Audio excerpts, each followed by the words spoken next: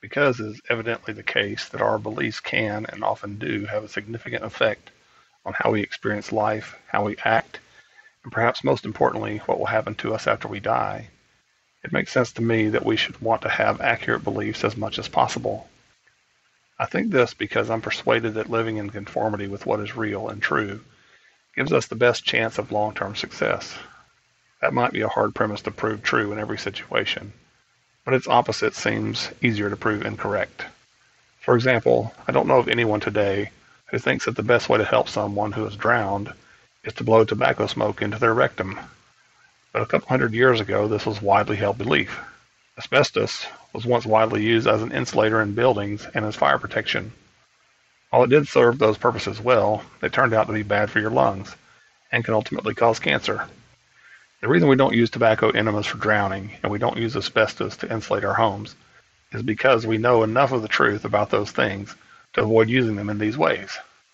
Our general experience of having accurate beliefs about what is true tends to produce better outcomes in normal life.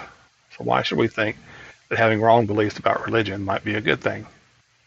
The Bible, the Quran, the Bhagavad Gita, the Buddhist sutras, and other religious texts all make truth claims. If any of those claims are true, then it will be worth knowing which ones. That way we can believe them and make an informed decision about how to live as a result of knowing what is true. It would also be worth knowing if beliefs we already hold are actually false.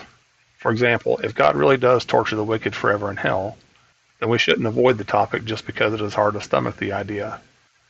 But if that isn't true, then it would be better if we didn't believe it, especially if that idea alienates us or others from God.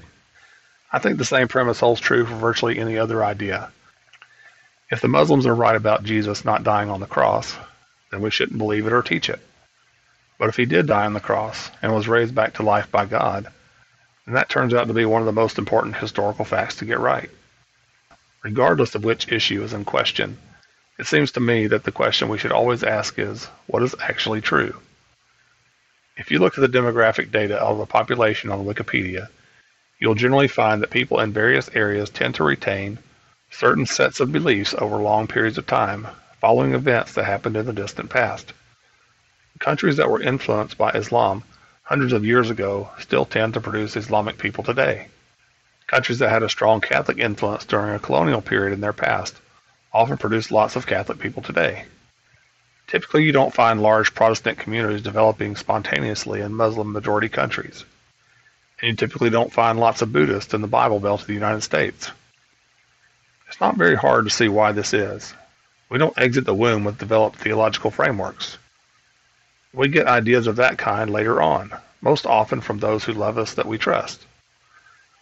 In general, people care about their kids, so they usually try to teach them the things they think will help them thrive in the world.